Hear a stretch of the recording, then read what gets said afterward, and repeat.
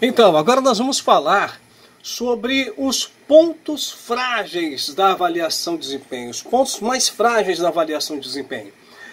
A literatura, ela vai dizer para nós que a avaliação de desempenho é uma coisa realmente muito importante, que todos nós devemos fazer, etc. e tal, mas ela também vai dizer que essa avaliação de desempenho, ela possui alguns pontos fragilizados, alguns pontos frágeis, né? E o que são esses pontos frágeis na avaliação de desempenho? Nós sabemos que uma empresa que não faz uma avaliação de desempenho ruim, ela conduz a empresa para um caminho míope. Você pode reparar aqui pela figura, né? A nossa evolução nos mostrará o caminho certo, né? O que é isso? Isso é um contexto míope, tá vendo? Ó? A avaliação de desempenho ruim, a pessoa é a mesma coisa de estar navegando com os olhos vendados. Mas, pior do que isso, é não fazer avaliação de desempenho nenhuma e ter noção do desempenho dos colaboradores no meio das críticas dos clientes. Como diz aqui a figura dizendo, eu quero registrar uma reclamação, não foi nada disso que eu pedi. Ou seja, imagina você ter um funcionário que atende mal, que faz pedido errado, porque nem sempre os clientes, eles reclamam. Às vezes tem cliente que é mal atendido e ele deixa para lá, mas no fundo, o que acontece? Ele não volta para aquela empresa, ele não volta para aquela organização. Então, a avaliação de desempenho, o bom depois que você descobre quais são os pontos intangíveis que são fundamentais para a avaliação de desempenho, deve-se então buscar estruturar essa avaliação de desempenho de modo que ela não venha a ter os chamados pontos frágeis. O que é um ponto frágil na avaliação de desempenho? Vamos lá, eu vou dar um zoom aqui manual para você acompanhar. Ó. A avaliação de desempenho, ela é percebida como recompensa ou punição pelos desempenhos passados, né? O que é isso? Isso é falha na comunicação. Ou seja, o funcionário, ele passa, a avaliação de desempenho, ela passa a ter a ideia de que ela é feita por questões de recompensa ou punição das pessoas. Ou seja, não se comunicou às pessoas que a avaliação de desempenho, na verdade, ela é para você descobrir quais são os pontos ruins que precisam ser melhorados e aplicar o desempenho, e aplicar o desenvolvimento. Ela é uma ferramenta para nós sabermos o que precisa ser melhorado, aonde cirurgicamente nós vamos atuar para melhorar o desempenho das pessoas.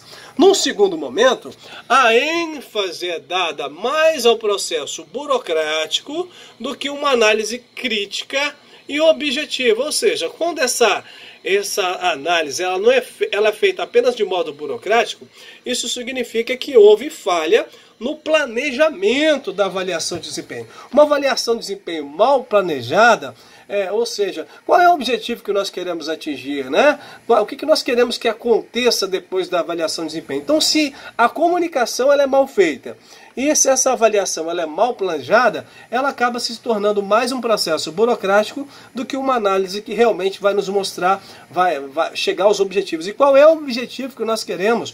O que uma empresa quer objetivamente em relação à avaliação de desempenho? Ela quer descobrir aquilo que está ruim para poder melhorar. E melhorar como? Melhorar por meio de treinamento, melhorar por meio de ações, melhorar por meio do desenvolvimento, melhorar por uma série de ações que os recursos humanos podem fazer e que, se nós não soubermos quais são os pontos a serem melhorados, nós vamos atirar no escuro, nós vamos voltar a ser como a outra figura disse. Nós não sabemos aonde queremos ir, o que nós realmente queremos. Então, como diz uma frase, para quem não sabe onde quer chegar, qualquer caminho serve.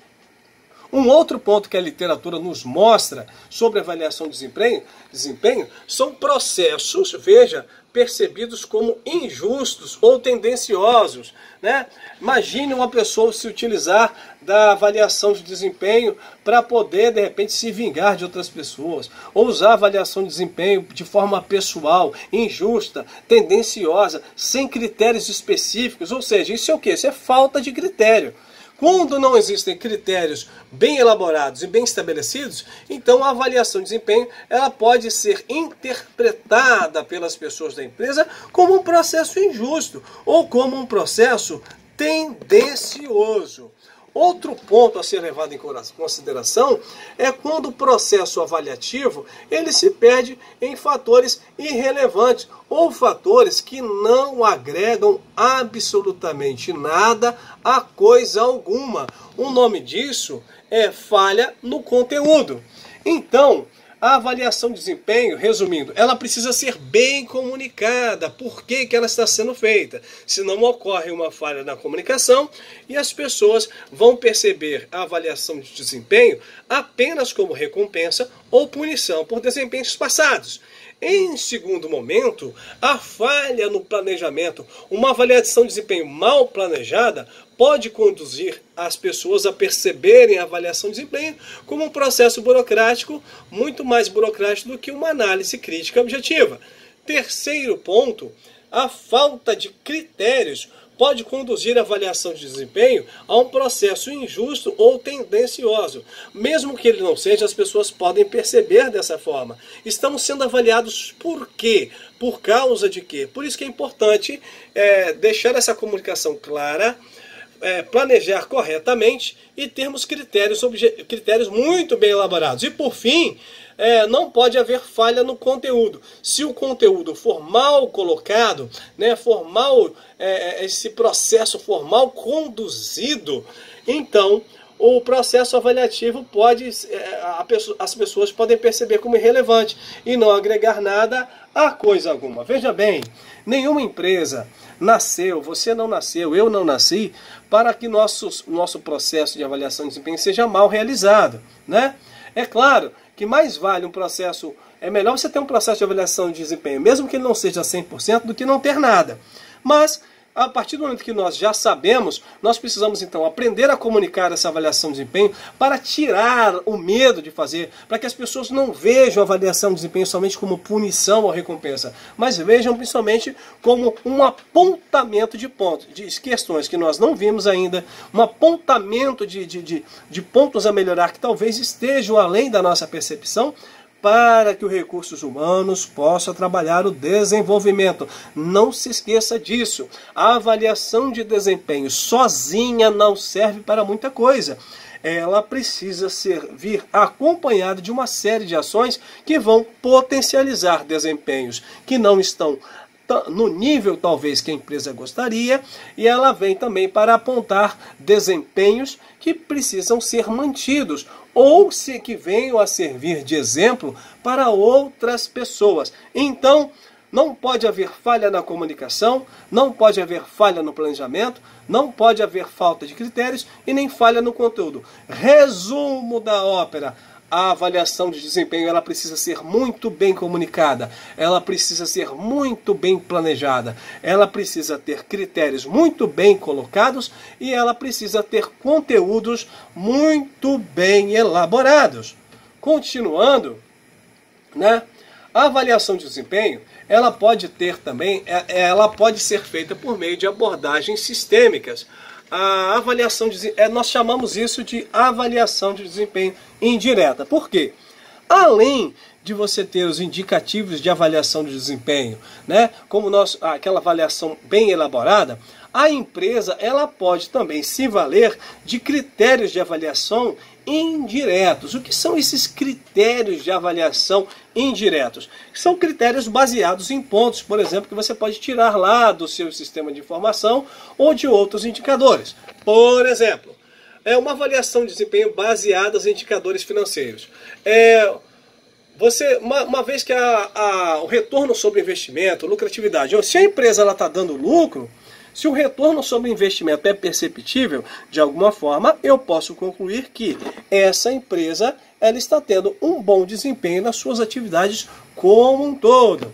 Vamos ver, por exemplo, indicadores ligados ao cliente, Imagina, cliente satisfeito, o volume de vendas cada vez maior, a empresa ela está abocanhando uma fatia maior de mercado. Como eu posso saber, por exemplo, como é que os indicadores ligados ao cliente podem me dar uma noção de que o desempenho da empresa vai bem? Ora, se eu começo a ter um volume de vendas maior, e vamos imaginar que você tem uma pizzaria, essa pizzaria ela atende por delivery.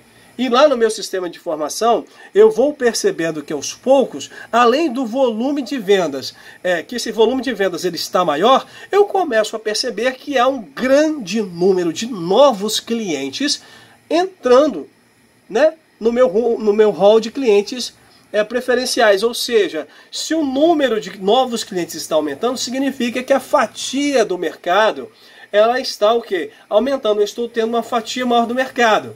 E eu também consigo isso por meio de pesquisas de satisfação do cliente. Se a maioria dos meus clientes estão colocando a avaliação como satisfeitos, então significa que, de certa forma, eu posso perceber que o desempenho da minha equipe vai bem pela satisfação dos meus clientes. Outro indicador interessante são os indicadores internos. Por exemplo, a qualidade dos ciclos de processo de retrabalho. Imagina se a sua empresa ela não dá muito retrabalho. Que tipo de retrabalho, por exemplo? Imagina o cliente pede uma pizza delivery, chega lá, a pizza é outra pizza, né? O cliente fala, eu pedi outra coisa. Então isso é retrabalho, isso é prejuízo para a empresa. Então, se não acontece retrabalho, se não acontece reclamação, né, e se os processos eles estão cada vez melhorando, o cliente começa a perceber que os produtos estão sendo entregues mais rápido, e você então, e que a empresa tem uma grande quantidade de valor agregado, valor agregado, tá vendo? Etc. Então, isso tudo são indicadores que mostram, mesmo que eu não faça uma avaliação de desempenho pessoa por pessoa, concorda comigo que esses fatores, esses indicadores sistêmicos, de certa forma, eles podem apontar, tanto positivamente como negativamente, quais são os pontos que precisam ser melhorados. Eles servem também como uma espécie de avaliação de desempenho. Dependendo do negócio daquela empresa, ela pode, por meio então desses indicadores sistêmicos, saber se a empresa está bem ou não e promover então a avaliação de desempenho que nós chamamos de avaliação sistêmica ou avaliação indireta. Tanto pontos positivos ligados, por exemplo, à lucratividade, retorno do investimento, satisfação do cliente, aumento ou redução da fatia de mercado, né? Fatores positivos ou negativos. Se os clientes desapareceram, né? Não compram mais, ou o cara comprou só uma vez e nunca mais comprou, então a empresa ela tem que, isso serve de indicador, né? Ou se ela tem muito processo de retrabalho, muita reclamação, então alguma coisa está errada. O que está errado? Então esses indicadores, eles servem como pontos para a empresa saber o que é que precisa ser melhorado, o que é que precisa ser trabalhado, qual é o ponto da empresa então, né, dos meus funcionários que eu vou trabalhar, se existe muita reclamação, por exemplo, do atendimento, então é ali que eu tenho que trabalhar.